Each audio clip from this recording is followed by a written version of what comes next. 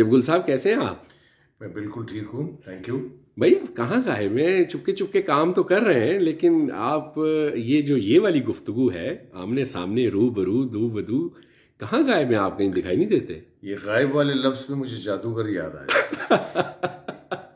गायब वायब नहीं हूँ, बस अच्छा काम करना चाहता हूँ। मेरी कोशिश है कि मैं जब भी कभी आऊँ, बल्कि मेरा ये एक पहले से ही ऐसा अंदाज था कि कम काम करें मगर जब आएँ तो अच्छा काम हो।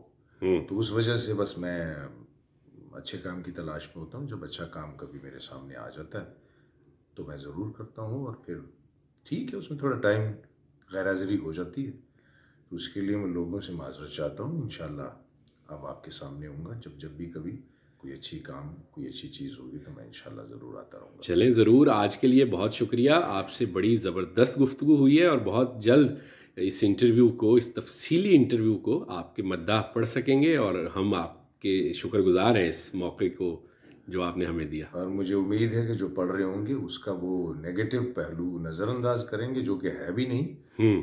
कई लोग उसमें से निकालने की कोशिश करते हैं। आप लिखने में कोशिश कीजिएगा कि नेगेटिव जी जी, पॉइंट ना बिल्कुल। निकले।